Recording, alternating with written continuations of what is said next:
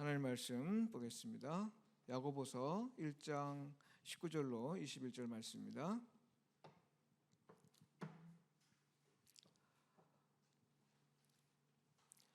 함께 우리 읽도록 하겠습니다. 야고보서 1장 19절로 21절 말씀.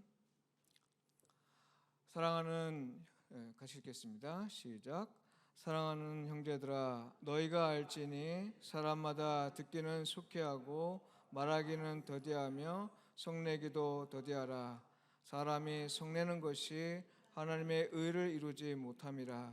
그러므로 모든 더러운 것과 넘치는 악을 내버리고 너희 영혼을 능히 구원할 바 마음에 심어진 말씀을 온유함으로 받으라.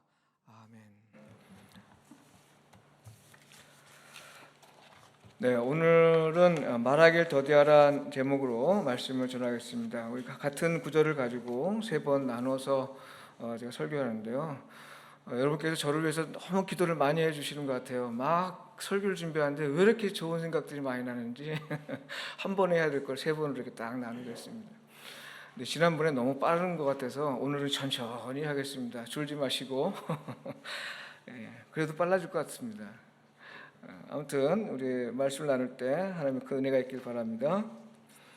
네, 그리스도인이 알아야 할 것이면서 행해야 할 것 가운데 두 번째로는 말하기를 더디하라는 것입니다. 지난번에는 듣기를 속히 하라 했는데 그건 순종이라고 했죠. 오늘은 말하기를 더디하는 것입니다. 야고보서 3장 1절에는 이 말하기를 더디하라는 것 관련해서 특히 가르치는 자를 좀 많이 얘기했는데요. 이 가르치는 자뿐만 아니라 말을 하는 존재, 결국 인간이죠. 인간 모두에게 향한 말씀이라고 생각이 됩니다. 말에는 여러 기능이 있는데요. 기능을 한번 좀 생각해 보면 말은 마음과 생각과 감정을 표현합니다. 이것이 모여서 이제 글이 되죠. 또 말은 또 정보입니다. 정보. 이 정보를 서로 말을 주고받으면서 우리는 정보를 교환하는데요. 이것을 우리가 보통 소통한다 이렇게 말을 하죠. 또 말은 사람의 인격을 반영합니다. 인격. 그래서 사람의 품격에 따라서 사용하는 말이 좀 다르죠. 네, 제가 가끔 이렇게 좀 쌍스러운 말을 좀 많이 하는데 화가 나면 막 저도 모르게 나오는 건 아마 제 품격이 이렇게 아직까지 익지 않아서 그런가 생각이 좀 듭니다. 아무튼 이 사랑하는 사람에 따라 이 품격에 따라서 이 말의 종류가 달라지는데 또 말은 이 사람의 인격을 반영하기도 합니다. 또 말은 이 지시와 명령을 담고 있습니다. 그래서 말은 이 권력 작용을 합니다. 권력 작용. 그러니까 말을 통해서 권력을 행사하는 거죠. 그다음에 말은 위로하고 또 치유하고 상처를 줍니다. 똑같은 말 안에 독과 약을 포함하고 있습니다. 사랑한다는 말이 다 좋은 것 같잖아요. 근데 내 사랑하는 아내를 놔두고 다른 여자에게 사랑한다는 거는 이건 독이죠. 예? 독이고요. 아주 나쁜 욕을 했는데 그 욕이 누군가를 공격하는 걸 막기 위한 거라면 그거는 독이 아니라 약인 것입니다. 그러니까 똑같은 말이라도 언제 어떻게 사용되냐에 따라서 약이 되기도 하고 독이 되기도 합니다. 말은 이 마음의 진실을 의도적으로 은폐하고 또 거짓을 진실인 것처럼 또 포장하기도 합니다. 그러니까 말이라는 것이 마치 포장지처럼 되기도 하고 또 빛처럼 확 비치면 감춰졌던 것들이 확 드러나기도 하는 그런 기능을 갖고 있습니다. 여러분은 어떤 말 자주 사용하십니까? 저는 말실수를 제가 얘기했습니다만 제가 말실수를 안 한다는 의미에서 오늘 설교를 하는 거 아닙니다. 그러니까 잘 새겨두시고 저도 말실수를 많이 합니다. 그러나 이제 준비하면서 하나님 앞에서 말실수 관련해서 회개도 하고 또 새로운 마음도 다지고 하는 그런 시간도 가졌는데요. 아무튼 여러분께서 쓰시는 말이 참 좋은 말이었으면 좋겠고 또 남에게 위로하고 또 힘을 주는 그런 말을 많이 사용했으면 좋겠습니다. 말하기를 더디하라고 했는데요. 야고보서 3장 1절부터 12절 말씀을 바탕으로 생각해 보면 언어 생활에서 조심해야 할 것과 그 이유에 대해서 상세하게 좀 언급하고 있습니다. 이 말씀의 맥락에서 살펴보면 말하기를 더디하라, 말하기를 천천히 하라는 건 몇 가지 의미를 좀 갖고 있습니다. 그 의미를 좀 살펴보면요, 5가지만 살펴보면 첫째로 할 말이 있으면 좀 깊이 생각한 후에 하라 이런 뜻입니다. 그러니까 야고보서 1장 3장 1절부터 12절 맥락에서 생각해 보는 겁니다. 둘째로는 지나치게 많은 말을 하지 말라. 사람과 상황에 좀 적합한 말을 하라. 적합한 말을 하라는 거죠. 셋째는 불평 불말의 말이 아니라 선한 말을 하라, 이런 뜻이고요. 또 축복의 말, 감사, 위로와 사랑의 말을 하라. 그다음 넷째로는 잘 알지도 못하면서 가르치거나 올바른 가르침이 아닌 것을 가르치는 일을 좀 삼가라 하는 것입니다. 다섯째로는 하나님이 말씀하시도록 하라. 네, 이런 다섯 가지 이 의미를 좀 살펴볼 수 있습니다. 설교회가 의미를 찾는 시간이라고 한다면 이제 의미 다 얘기했으니까 이제 가셔도 됩니다. 이 다섯 가지 의미를 미리 다 말씀드린 이유는 좀 다른 얘기를 좀 하고 싶었던 거죠. 이미 성경에는 의미가 다 나와 있습니다. 그러니까 어렵지 않게 찾아낼 수 있는데요. 제가 여러분과 함께 생각한 것이고, 오늘은 그 말을 더디하라라고 말씀하신 그 이유가 뭘까 하는 걸 좀 생각해 보려고 해요. 이유. 우리 일상 신앙생활에서 우리가 쓰는 언어라는 게 신앙생활에서 아주 많이 쓰이는 것인데, 그 많이 쓰이는 상황 속에서 지금 야고보서 기자가 얘기한 겁니다. 말을 더디하라, 말하기를 더디하라. 그럼 왜 야고보서 기자는 왜 이 말하기를 더디하라고 하셨을까? 요 이유를 좀 한번 생각해 보려고 해요. 이유. 의미는 뭐 다섯 가지를 좀 정리해 보면 될 거고요. 왜 어떤 의미인지. 근데 이제 세 가지 이유를 얘기한다면, 먼저 얘기한다면요. 첫째로 신앙의 열매가 없는 것을 말로 포장하는 사람이 있기 때문에 그렇습니다. 겉과 속이 같아야 한다는 의미죠. 말로 이렇게 포장하는 게 있어요. 둘째로는 말은 듣는 자의 마음을 기쁘게도 하고 상하게도 하기 때문인데, 상대를 배려하며 말해야 할 것이며 또 말을 함부로 하지 말라, 이런 그 이유입니다. 말 더디하라라는 이유를 그 이유를 세 가지를 좀 얘기하는 겁니다. 셋째로 신앙생활에서 말씀하시는 분은 하나님이어야 하기 때문입니다. 첫째와 둘째는 우리가 굳이 설명하지 않아도 쉽게 잘 이해할 수 있을 겁니다만, 간단하게 좀 생각하고 특히 세 번째 경우를 좀 주목해서 한번 생각해 보도록 하겠습니다. 일단 첫 번째로 말하기를 더디하라는 첫 번째 이유는 지금 말씀드린 대로 신앙의 열매가 없는 것을 포장하는 사람이 있기 때문에 그렇습니다. 이런 사람은 신앙의 열매가 없으면서도 입으로는 은혜를 말합니다. 은혜 많이 받았어. 뭐 감사한 일이야. 정말 참 은혜가 넘쳐. 막 이렇게 은혜를 입에 달고 사는 거죠. 근데 이렇게 말하는 이유가 뭘까를 생각해 보면, 이제 그런 말을 통해서 자기의 신앙의 척도를, 정도를 좀 표현하고자 한 거죠. 뭐 좀 대단한 것처럼 보이려 합니다. 그래서 그 듣는 사람들에게 좀 인정받으려고 하는 겁니다. 어느 정도 인정받으려고 그런 말을 하는 거죠. 이런 사람은요, 좀 시간을 두고 가만히 지켜볼 필요가 있습니다. 왜냐하면 그런 말을 했지만 그것이 실제로 결실 맺기까지 필요한 동력이 없어요. 신앙의 동력이 없기 때문에 그런 말은 그럴싸하게 했지만 결실이 없는 경우가 많습니다. 그러니까 쉽게 무너지는 거죠. 쉽게 자기 말대로 행하지 않는 일들이 벌어집니다. 그러니까 여러분, 우리 주변에 아주 말을 그럴듯하게 하는 사람들이 참 많이 있습니다. 특히 신앙 언어로 하나님은 참 대단하시, 하나님은 은혜로 내가 엄청 은혜 받았어, 뭐 이런 게 많은데, 그런 것에 너무 혹하지 마십시오. 그 사람 좀 지켜봐야 됩니다. 물론 칭찬하죠. 우리가 좋은 관계 속에서 늘 지내는 게 중요하니까요. 그럼 뭐 불편이 있습니다만, 그렇다고 거기에 속해가지고 그 사람 정말 대단해. 뭐 입에 막 하나님이 막 달고 살아. 뭐 그렇게 하지 마시고 좀 지켜보세요. 지켜보시면 신앙의 동력이 있는 사람, 말하자면 말과 행실이 일치하는 사람들은 그 결실을 맺겠지만, 그렇지 않은 사람들은 금방 표가 납니다. 뭐 한 달, 두 달, 뭐 조금만 더 지나도요 금방 표가 납니다. 그러니까 너무 이렇게 혹하지 마십시오. 행함이 없는 믿음이라는 표현이 야고보서에 나오죠. 이 표현도 말과 실천의 문제를 지적하고 있는 말입니다. 그러니까 야고보서 기자가 지금 이 말과 관련해서 주목하고 있는 것은, 말을 통해서 내가 그리스도인이다라고 하는 그 이야기하고 또 그리스도인 나온 삶을 이야기하는 사람들이 너무 많은 걸 봤습니다. 그러나 자기가 하나님을 믿고 예수 그리스도를 믿는다는 얘기는 많이 들었지만, 실제로는 그 실천과 행함이 없는 사람들을 또 많이 본 거예요. 그러니까 야고보서 기자가 주목하는 건 바로 그런 사람들을 주목하는 겁니다. 그런 사람들에게 말하기를 좀 더디하라라고 얘기하는 거죠. 말하기를 더디하라. 말하기를 더디하라는 건 단지 말이 많기 때문이 아니라 실천하지 않으면서도 남들에게 인정받기 위해서, 그러니까 내가 실천하지 않으면서도 남들에게 인정받기 위해서, 그러니까 신앙 공동체에 내가 속해 있다는 걸 이야기하기 위해서 하는 말이 많다는 겁니다. 말하지 않으면 누가 알아줄까 우리가 염려할 때가 많죠. 내가 말을 굳이 안 하면 남들이 알아줄까? 내가 나팔을 불지 않으면 사람들이 알아줄까? 이런 염려 많이 하잖아요. 여러분, 하나님은 골방의 기도를 들으시는 분입니다. 골방의 기도라는 게 뭐예요? 다른 사람들은 전혀 그 기도를, 그 사람이 기도하는지도 모르고 그 사람이 어떻게 사는지도 전혀 몰라요. 그렇지만 하나님이 그 기도를 들어주신단 말입니다. 그럼 골방의 기도를 들어주신 그 하나님이 우리가 뭐 나팔 불지 않아도 다 알아주신다 이 말이에요. 그렇죠? 그러니까 굳이 내가 어떤 사람이다, 내가 뭘 이거 나팔 불지 않아도요, 하나님께 다 알아주십니다. 괜히 그렇게 얘기했다가 행함도 없고 실천도 없고 결실도 없는 그런 상태에서 내 본심이 폭로되는 그런 안타까운 일이 벌어지지 않기 위해서라도 좀 잠잠히 하나님께서 나를 알아주실 것을 믿고 그렇게 좀 살았으면 좋겠습니다.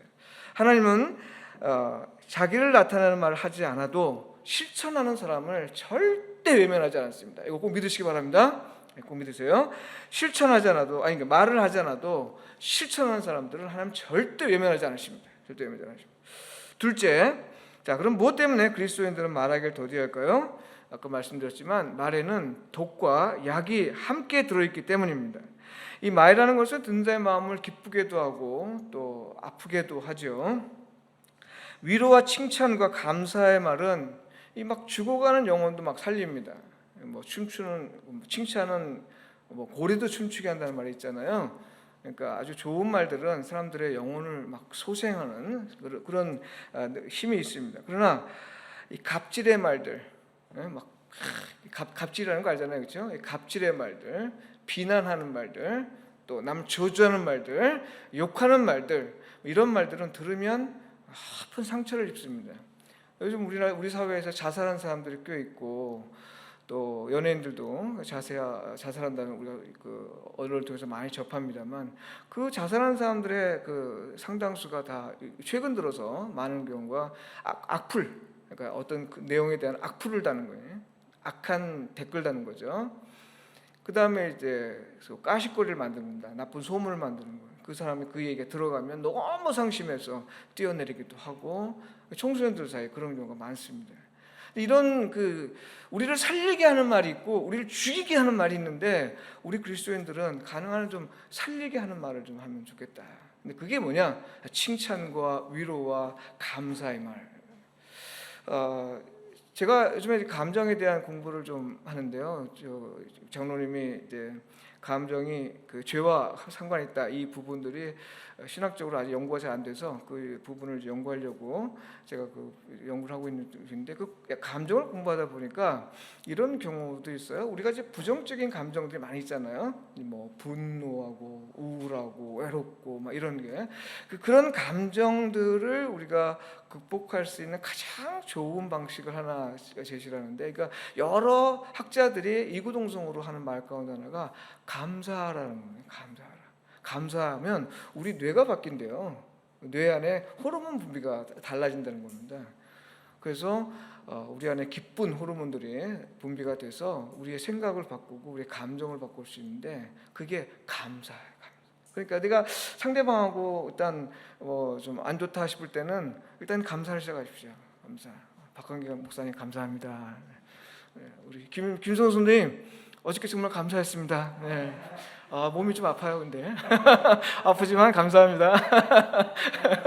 예, 어제 등산을 하고 어제 놀랐습니다. 저 연세 저렇게 되신 분이 뭐 저하고 거의 20살 뭐 이렇게 차이 나는데.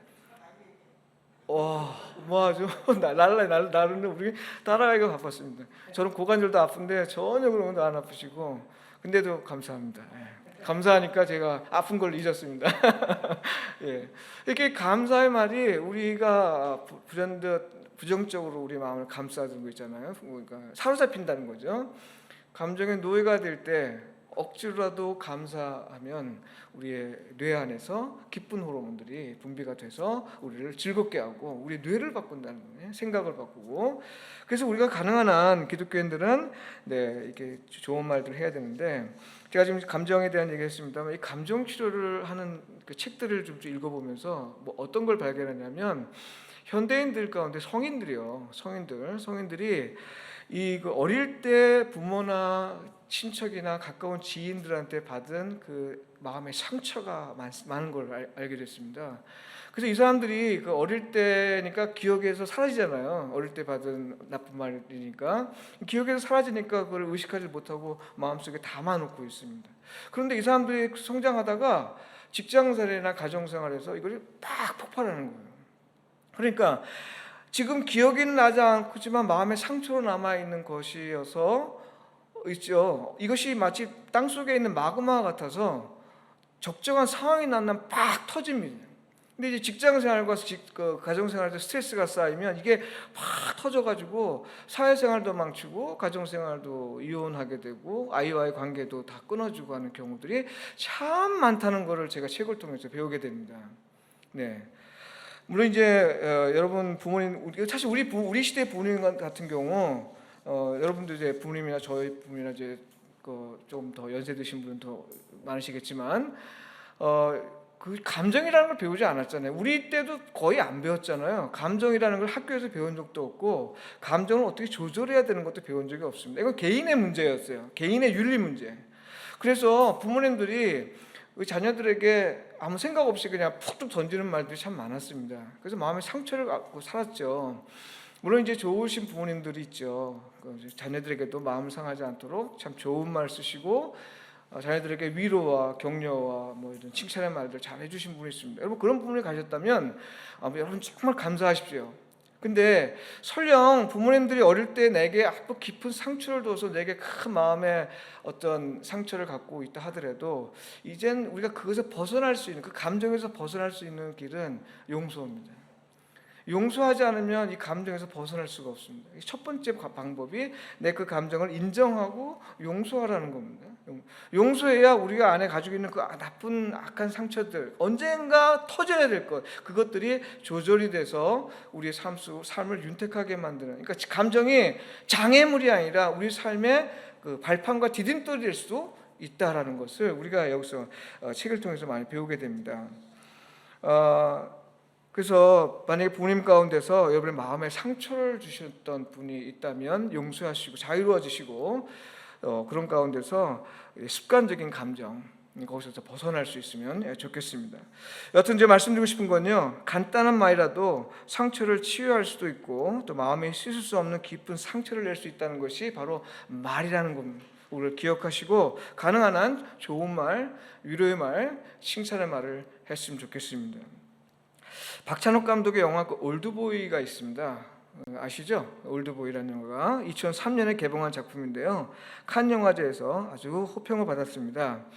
한국 영화사에서 기념할 만한 작품이다 이렇게 칭찬이 자주 하고요. 영국 BBC 방송사에서 2016년에 선정한 100대 영화 중에 30위를 차지할 정도로 작품성을 인정받은 영화입니다. 여기에 그 내용에 보면 이유도 모른 채 납치된 후에 한 8평 남짓한 방에 감금되어서 15년 동안 지내야 했던, 밖으로도 못 나가고요, 8평 남짓한 방에 갇혀서 오직 만두만 먹고, 구운 만두, 튀김 만두인 거예요. 만두만 먹고 15년 동안을 지내했던 그 오대수라는 사람이 나옵니다. 이 사람은 그 이우진이라는 사람에게 복수를 당하는 건데요, 그 이유가 다름 아니라 그 오대수의 어릴 때 실언이었습니다. 오대수는 이 평소에 술을 마시면 말을 그냥 대충 하는, 그러니까 실언을 흔히 하는 그런 사람입니다. 그러니까 말실수가 아주 잦은 사람이에요. 근데 이런 사람에 대해 향해서 아주 끔찍한 복수를 벌이는데, 그 이유라는 것이 어릴 때, 장성에서도 아니에요. 그 어릴 때 딱 한마디, 그 아이에게, 이우진이라는 사람에게 아주 씻을 수 없는 상처를 줬던 것인데, 다른 사람 들을 때는 별로 그렇게 심각한 말이 아니에요. 그러나 그 당사자에게는 난도질하는 그런 말 한마디, 그것 때문에 이 우진이가 계속 칼을 갖고 있다가 나중에 성인이 돼서 오데스를 납치해서 방에 가둬놓고 15년 동안 오직 그 만두만 주고 15년을 살게 한다. 이런 복수극을 다룬 영화가 있습니다. 이 영화는 아무것도 아닌 것처럼 느끼는 말 한마디라도 참 우리가 조심해야겠다는 것을 경고하는 말이죠. 영화입니다. 그러니까 말을 좀 조심해야 되겠어요. 말.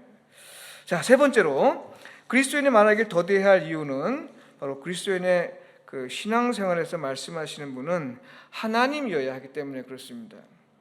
제가 좀 좋은 표현 가운데 하나 우리 장로님한테 배운 게 있는데요. 신앙생활이라는 표현을 생명생활로 바꾸자는 말씀 한번 하셨죠. 근데 제가 그 언어를 두고 곰곰이 좀 생각했습니다. 우리가 흔히 신앙생활이라고 할 때 그럼 뭘 의미하는 걸까? 그랬더니 뭐 보통 기도하고 말씀 보고 교회 가고 뭐 이런 거.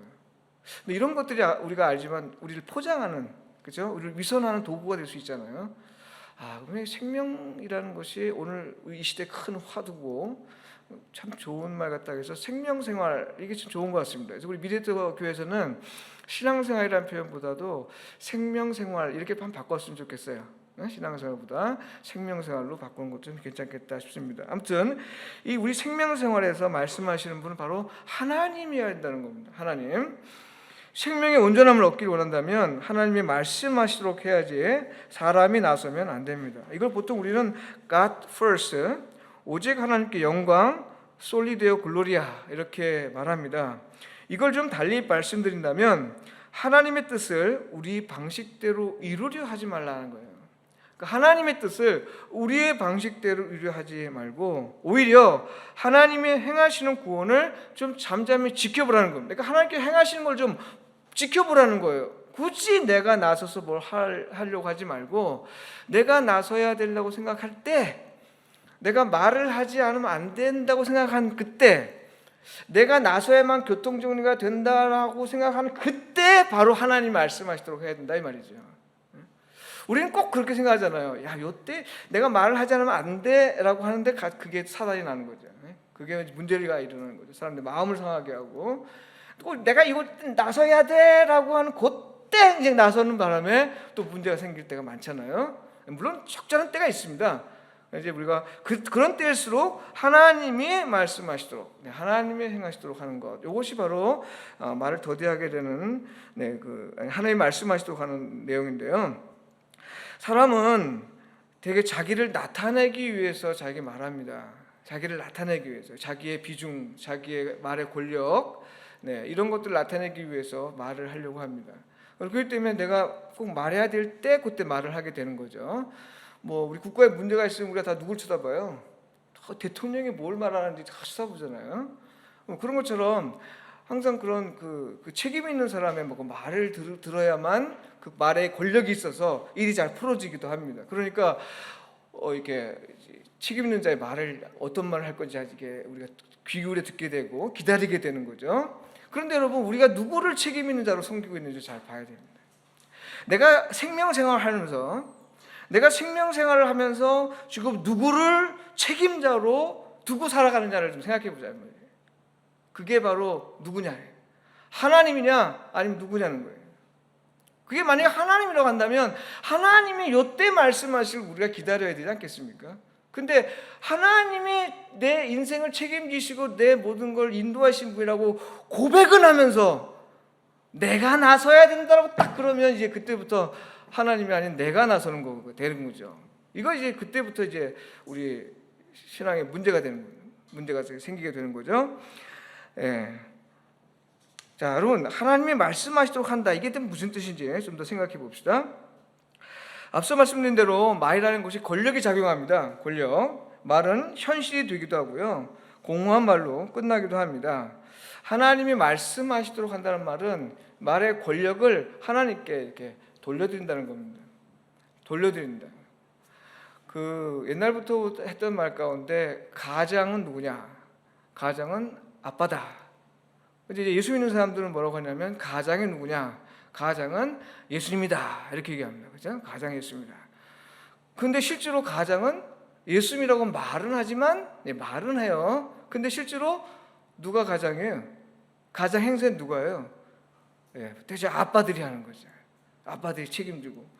그러니까 예수 믿는다 하지만 예수님이 가장이라는 말이 무슨 뜻인지 모르는 거예요. 예수님이 가장이라는 말은 모든 결정권을 하나님의 뜻 가운데 둔다는 겁니다. 하나님의 뜻 가운데 모든 결정권을 우리가 위임하는 건데, 문제가 생기면 하나님께서 어떻게 원하시는지 성경도 들여다보지 않습니다. 또 존경하는 신앙인들을 찾아가서 좀 잠도 구하지 않습니다. 그냥 내 생각대로 우리 가족이 살아남아야 되니까 생존을 위한 어떤 결정들 막 하는 거죠. 그 다음에 적어도 우리 이 집안을 책임지는 사람 나니까 내가 말하고, 이다 보니까 문제가 생기는 거예요. 그러니까 아까 얘기했잖아요. 말로 신앙을 포장합니다. 우리 집의 가장은 예수님이에요.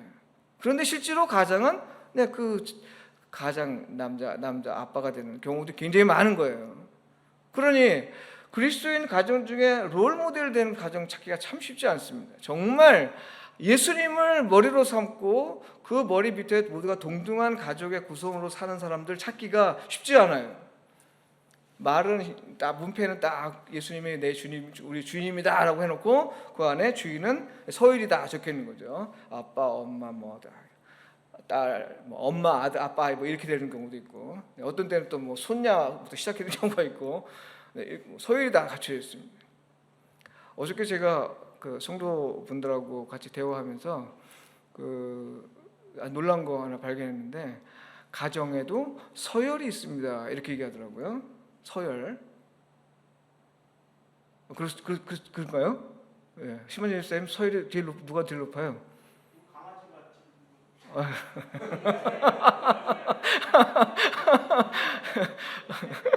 예, 예수님을 주인으로 삼죠.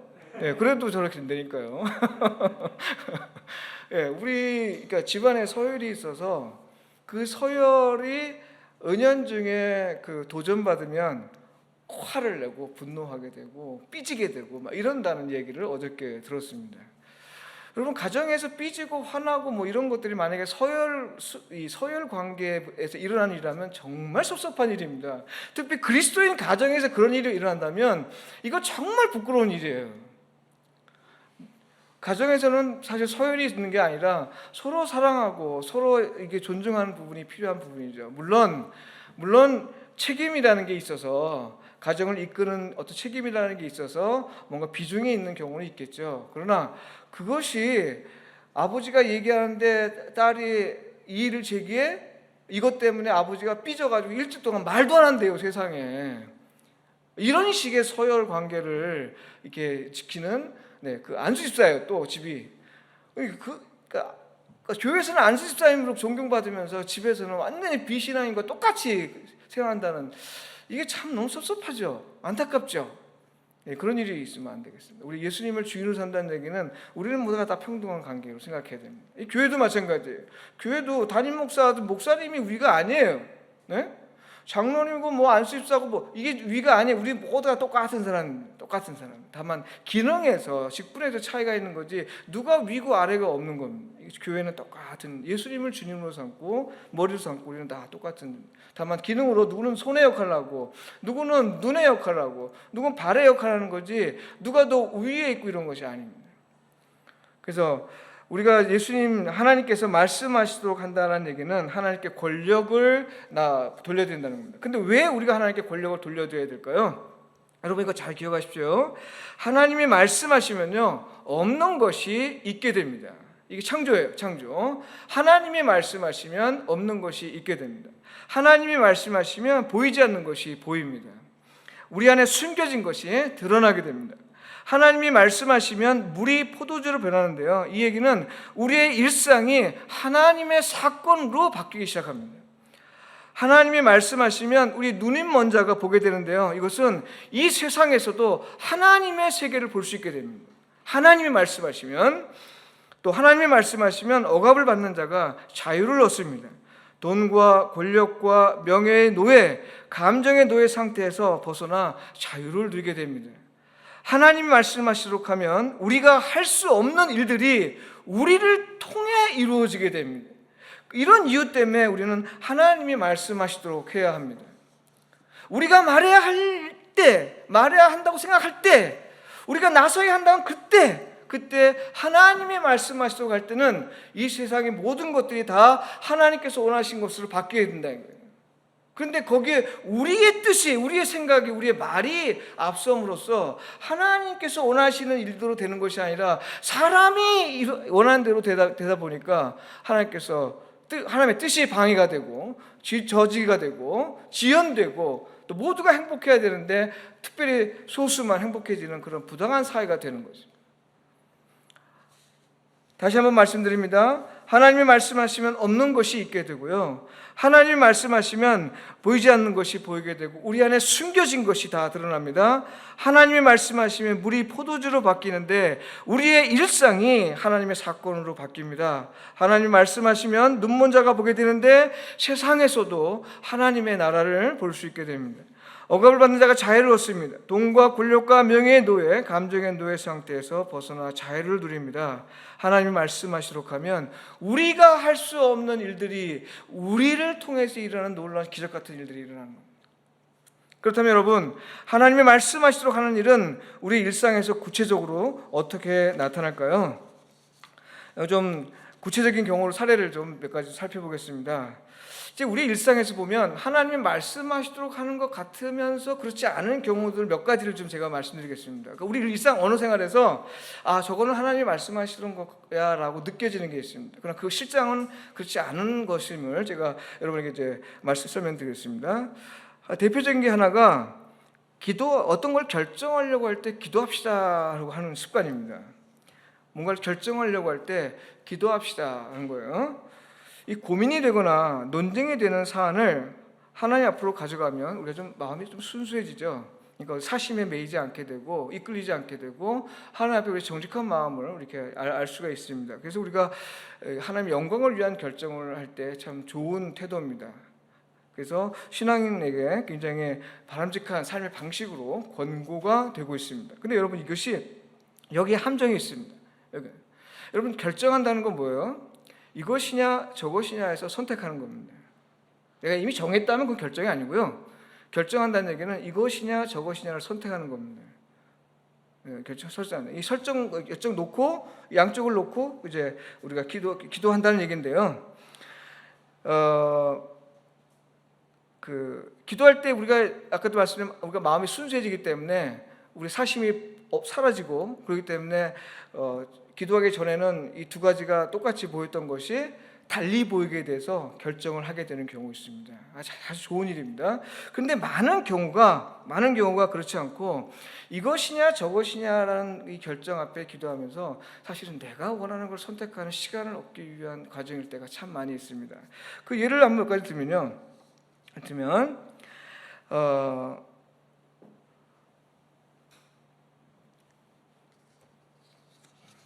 여러분, 땅을 사야 실제 있었던 일을 제가 예를 듭니다. 땅을 사야 할지 말아야 할지 고민하는 사람이 있습니다. 이 땅이 있는데 이 땅 사야 할지 저 땅 사야 할지 고민하는데요. 근데 이제 기도하기 시작합니다. 내가 땅을 사려고 하는데 어느 땅을 살지 몰라서 이제 기도하기로 했다. 그런데 땅에 대한 정보가 국가 행정 내부 정보를 이용해서 얻은 겁니다. 이 땅과 저 땅의 정보가 국가 행정 내부 정보를 얻어서 정보로예요. 그래서 이제 기도한다고 기도합니다. 여러분, 그거 어떻게 생각하세요? 이런 거는요, 그 기도하기 전에 당연히 사지 말아야 되고 결정하지 말아야 됩니다. 그러니까 내려놓아야 돼요. 그리고 이거 아닌 다른 땅을 사려고 해야 되는 거죠. 그런데 계속 마음이 남아 있습니다. 번민이 심해서 기도밖에 없습니다라고 얘기하면서 기도합니다. 만약 이럴 때 기도한다면 욕심을 내려놓도록 기도해야 되지 않겠습니까? 국가 내부 정보를 얻고 이 땅 살 거냐 저 땅 살 거냐는 건 이미 불법이기 때문에 이건 기도의 대상이 아닌 것이에요. 그런데 우리는 그것을 마치 하나님 앞에서 하나님의 원하시는 뜻대로 하나님께서 결정하시는 대로 내가 따르겠습니다라는 그런 맥락에서 기도하겠습니다, 이렇게 하는 사람들이 있었다 이 말입니다. 또 이런 경우가 있습니다. 처음에는 내부 정보를 이용한 결심에도 아무런 양심의 가책을 느끼지 않아요. 그런데 기도하는 중에 양심의 가책을 느꼈습니다. 그래서 내려놓게 됐습니다. 이건 성령께서 깨닫게 해주신 겁니다. 그러니까 전혀 양심의 가치를 못 느꼈던 상황인데 기도하는 가운데 양심의 가치를 느꼈다면 이게 바로 하나님께서 성령을 통해서 우리에게 주신 양심의 가책이에요. 이런 결정은 우리가 따라야 되는 거죠. 이런 것을 위해서 우리가 있다면 우리가 해야 되는 거죠. 그러나 이 땅이냐 저 땅이냐, 불법이면서 이 땅이 저 땅을 논하는 건 아무 의미가 없는 거죠. 그건 내가 원하는 것을 얻기 위한 하나의 방편에 불과하는 것이죠. 또 직장을 구한 사람의 예가 있습니다. 이 직장으로 갈지 저 직장으로 갈지 이제 선택을 하지 못합니다. 그래서 기도한 후에 결정하겠다고 말합니다. 그러니까 뭐 LG냐 삼성이냐 놓고 기도하는 거예요, 이 사람이.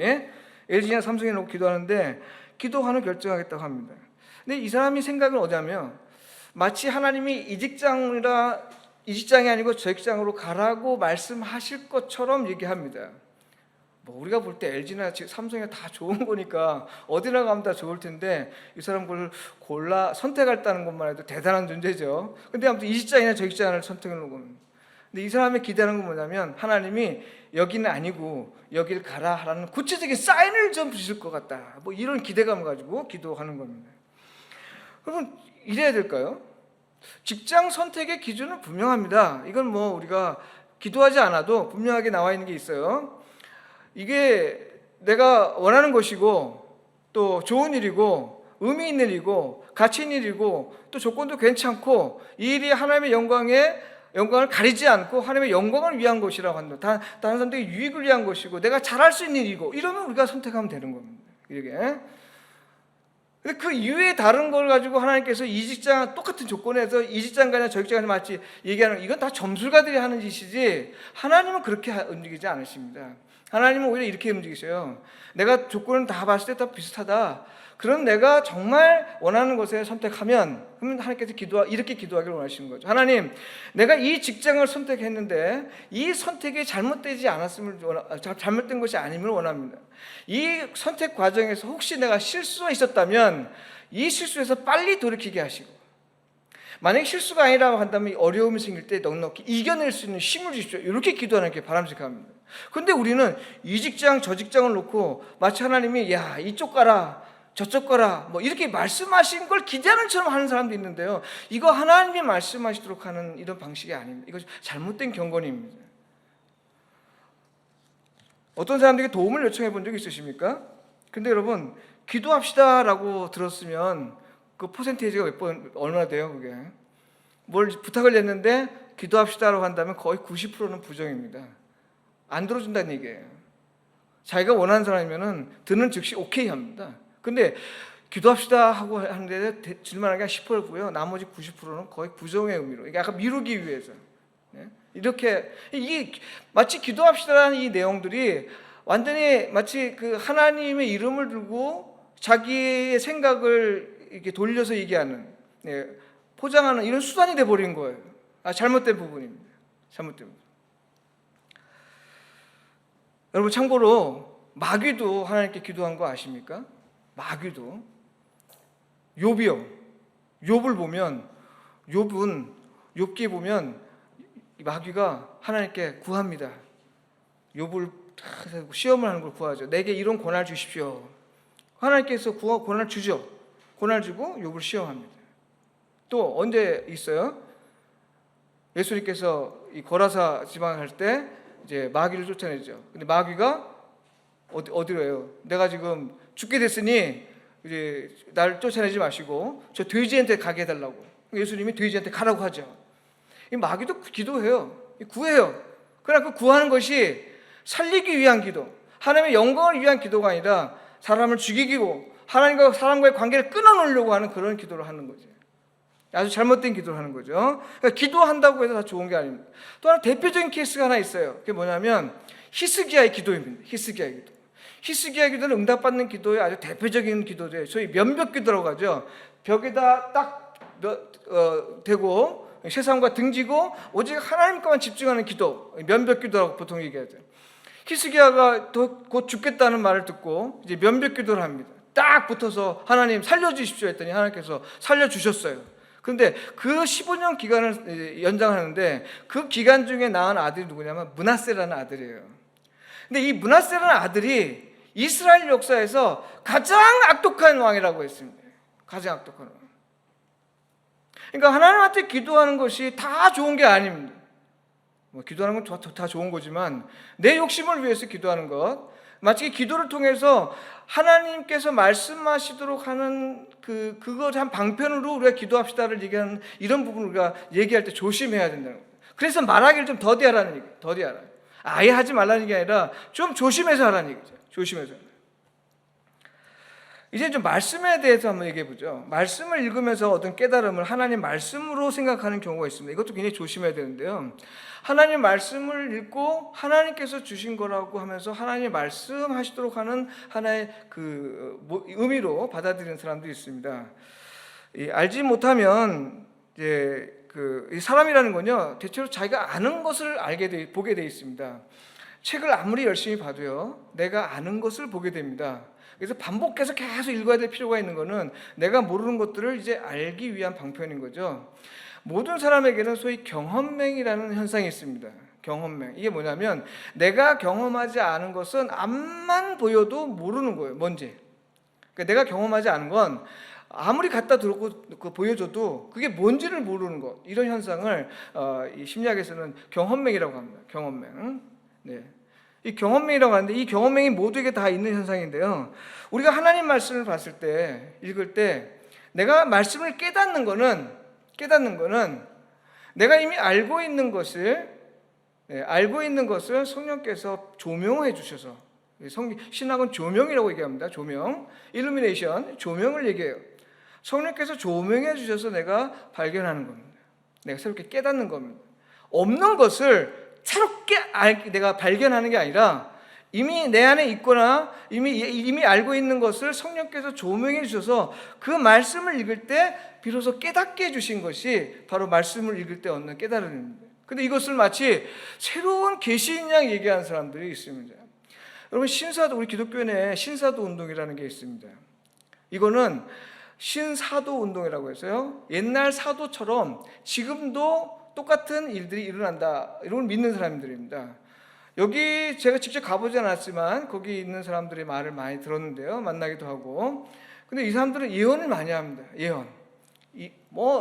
예언을 엄청 하는데 심지어 어떤 예언까지 하냐면 오늘 빨간 옷 입고 나가라, 오늘 뭐 동쪽으로 가라, 뭐 오늘 누구를 만나라, 뭐 이런 식으로, 마치 우리 점쟁이 만나듯이 그런 식의 얘기를 많이 합니다. 예언자들이 많아요. 그 신사도 운동하는 그 안에는 예언자들이 많은데, 그런 사람들은 하나님부터 직통 계시를 받는다는 겁니다. 하나님부터 직접 계시를 받는다. 여러분, 성경에서 직통 계시라는 말을 쓸 때는 아주 조심해야 되는데 거의 없다고 생각하면 좋고요. 없습니다. 그러나 제가 단정 짓지는 않습니다. 아직 100% 없다고 말씀 못 드리고, 그러나 거의 없다고 보시면 틀림없습니다. 근데 많은 사람들이 직통 계시를 얘기하면서 하나님한테 직접 계시를 받고 아주 새로운 계시냐 했는데, 이 말씀 이외에 다른 것을 얘기한다면 일단 말씀의 뜻과 일치해야 됩니다. 여러분, 예수님을 보셔요. 예수님은 하나님의 아들로 오신 아주 새로운 계시입니다. 그 당시의 입장에서 볼 때는 정말 새로운 계시입니다. 누구도 예수님을 보고 하나님께서 보는 하나님의 아들이라 인정하는 사람들이 그렇게 많지 않았습니다. 네, 많지 않았어요. 그런데 그런 상황에서도 예수님은 구약의 말씀과 자기의 행위를 일치시키려고 노력을 많이 했습니다. 그러니까 말씀대로 살려고 노력했다는 거예요. 말씀대로 살려고. 그리고 예언자의 말씀이 자기 삶 속에서 이루어지도록 하는 삶을 살았습니다. 성경에 그걸 증거하고 있습니다. 신약에 나오는 표현 가운데 아주 특이한 표현이 그 말씀을 이루게 하심이라, 이런 표현이 있습니다. 예수님께서 말씀하시고 어떤 행위를 하시는데 구약의 말씀을 이루게 하심이라, 이런 표현이 나옵니다. 이건 뭐예요? 이미 기존에 있는 말씀대로 이루게 하시는 거고, 그 말씀이 자기를 통해서 이루어지게 하는 삶을 살았다는 겁니다. 이게 예수님의 삶이에요. 예수님도 그랬는데 우리 인간이 하나님한테 직접 계시를 받아서 성경이 없는 어떤 내용을 말할 수 있다? 이거 대부분 다 이단들입니다. 이단들. 그러니 하나님이 말씀하시도록 하는 것을 마치 계시받는 것을 그렇게 오해하면 안 됩니다. 이런 일이 있을 수가 없습니다. 네. 하나님이 말씀하신 건 이미 성경을 통해 다 알려져 있습니다. 그러므로 하나님이 말씀하시도록 하라는 말은 쉽게 말해서 사람들이 하나님 말씀에 순종하는 나의 말과 행실을 보도록 해서 이걸 통해 하나님의 말씀을 보고 듣도록 하는 것입니다. 나의 순종을 보고 하나님 말씀이 진리이고 거짓이 아님을 알도록 하는 것, 하나님 말씀하시는 것은 그대로 된다는 것을 보이는 것, 이것이 바로 하나님 말씀하시도록 하는 일입니다. 네, 세 가지 중에서 세 번째를 중심으로 해서 살펴봤습니다. 말씀을 정리합니다. 성도 여러분, 말하길 더디하라는 말씀 관련해서 세 가지를 꼭 기억하십시오. 첫째, 말로 자기를 포장하려고 하지 마시고 실천으로 여러분이 그리스도임을 나타내 보이시길 바랍니다. 십자가의 능력은 말에 있지 않고 오직 우리의 실천을 통해 일하시는 하나님의 능력에 있습니다. 여러분이 누구인지를 말해야 할 때 말해야 한다는 이 강박관념에서 벗어나 오직 행함으로 여러분이 누구이고 여러분이 또 어떤 사람인지를 알리시길 바랍니다. 또한 말로만 사람을 평가하지 말고 행함에 주목해 주십시오. 행함. 둘째, 말에는 독과 약이 함께 들어있습니다. 우리가 말에 실수가 없으면 야고보서 3장 2절에는 온전한 사람이라 했습니다. 온전한 사람. 누구든지 말 실수를 피할 수 없다는 뜻인데요. 그러니 말하기 전에 우리가 좀 더 생각을 해야 되고요. 설령 말 실수를 했을 때 우리가 좀 관용할 필요도 있습니다. 성경에 말 실수가 없으면 온전하다고 했잖아요. 그러니까 말 실수한다는 건 인간에게 아주 자연스러운 일입니다. 없으면 좋겠지만 있을 수 있는 일. 그러니 우리가 그거 가지고 그냥 너 더 이상 결연 끊어. 이런보다도 좀 더 관용하는 마음으로 품을 수 있는 이런 때도 좋고요. 또 말 실수했을 경우에 너 말 실수했어라고 하면 내가 언제 말 실수했냐고 이런 거 하지 마. 그냥 일단 인정해 주기 좋습니다. 왜냐요? 왜 그래요? 말 실수했다는 얘기는 들은 사람이 일단 상처를 받았다는 거 아니에요. 그러니 일단 인정해 주는 게 좋습니다. 아 그래 미안하다. 그리고 나중에 시간 가면 내가 어떤 말 실수했을까? 나는 그렇게 이렇게 얘기하는 게 좋죠. 내가 언제 말 실수했냐고 듣는 사람이 문제고 니는 말 실수 안 했냐 이렇게 얘기하면 이제 일이 안 풀리는 거죠. 일단 말 실수한다는 건 인간으로서 자연스러운 일입니다. 그러니까 말 실수한 사람도 품을 수 있어야 되고 말 실수했다고 지적이 돼도 그렇다 미안하다라고 인정하고 그런 가운데 우리가 좀 더 성숙해지는 그런 기회를 가져야 되는 것이죠. 세 번째로 그리스도인은 세상에서 하나님의 말씀하시도록 기회를 마련하도록 부름받은 사람입니다. 우리 그리스도인은 누구냐? 하나님이 말씀하시도록 기회를 자꾸 주는 거예요. 세상 사람은 자기가 말하려고 하는 사람이고요. 하나님 대신에 우리는 그리스도인은 하나님이 말씀하시도록 하기 위해서 부름받은 사람입니다. 그리스도인은 이제 내가 사는 게 아니라 내 안에 그리스도가 사는 거잖아요. 내 안에 그리스도가 사는 존재입니다. 그렇기 때문에 내가 말하려고 하지 말고 내 안에 그리스도가 말하도록 하는 사람, 이 사람이 그리스도인이에요. 말하기를 더디하라고 해서 침묵하라는 말이 아니죠. 이 말씀을 적극적으로 실천한다면 무슨 말이든 나보다 남을 더 낮게 여기면서 말을 하는 태도, 이게 참 좋습니다. 나보다 남을 더 낮게 여기는 마음으로 말을 할 때 그 사람 비난하지 않게 됩니다. 그 사람을 경시하지 않게 되죠. 그 사람을 무시하지 않게 됩니다. 그 사람의 말을 경청하게 되는 거죠.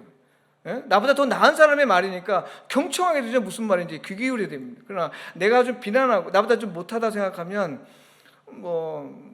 딴 생각하는 거죠.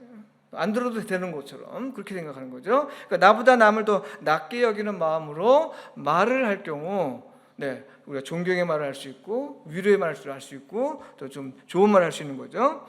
또 우리가 서로 인정하고 칭찬하고 감사하며 말하는 것, 이것도 우리가 말하기를 더디하는 일을 실천하는 데 아주 중요한 일입니다. 이런 말을 통해 하나님은 직접 말씀하십니다. 우리의 선한 말을 통해 우리가 칭찬하고 인정하는 말씀을 통해 하나님께서 직접 말씀하십니다. 여러분, 내가 말을 해야 될 때 하나님께서 대신 말씀하시면 얼마나 좋겠어요. 성령께서 보혜사라고 하시는데요, 우리를 대신해서 말씀해 주신다고 했어요. 위기 당했을 때 말을 해야 되는데 무슨 말을 해야 될지 모를 때 성령께서 우리를 대신해서 말씀해 주신다고 했습니다. 또 심판 보좌 앞에서 우리가 하나님 앞에서 무슨 말로 변명해야 될지 모를 때 예수님께서 보혜사로서 우리 대신 말씀해 주신다고 했습니다. 얼마나 감사한 일입니까? 그런데 그 이야기를 우리가 지금 이 땅에서는 왜 적용이 안 돼요? 왜 우리가 이 땅에 적용을 못할까요? 이게 우리 부족함입니다. 우리의 부족함이에요. 그러니까 우리가 야고보서 기자가 말하길 더디하라 하는 얘기는 우리가 말해야 된다고 생각할 때 하나님이 말씀하시길 우리가 기대하면서 좀 참고 참고 또 참는 가운데서 하나님이 일하시길 좀 기다리라는 거죠. 기다리라는 겁니다. 그러면 인내하는 가운데 하나님이 놀라운 결실을 우리에게 보여줄 줄 믿습니다. 기도하겠습니다. 하나님 아버지, 오늘 우리를 통해서 말씀하시는 분임을 믿습니다. 하나님, 우리가 말실수가 참 많은데 이 모든 것을 우리 연약함 가운데 있음을 압니다. 하나님, 우리를 늘 성령께서 동행해 주셔서 우리의 모든 일거수일투족이 좀 하나님의 사람으로서 상대방을 세우고 또 살리는 말을 할 수 있는 우리가 될 수 있도록 도와주시옵소서. 하나님, 우리가 하나님께서 말씀하시도록 늘 권력을 하나님께 인정해드리고 또 위임할 수 있는 사람이 되길 원합니다. 우리에게 성령께서 늘 우리를 깨우게 해주셔서 하나님께서 말씀하시도록 하는 삶, 그래서 우리의 모든 삶 가운데 놀라운 기적들이 일어나는 삶을 경험할 수 있도록 인도하여 주옵소서. 예수님의 이름으로 기도합니다. 아멘.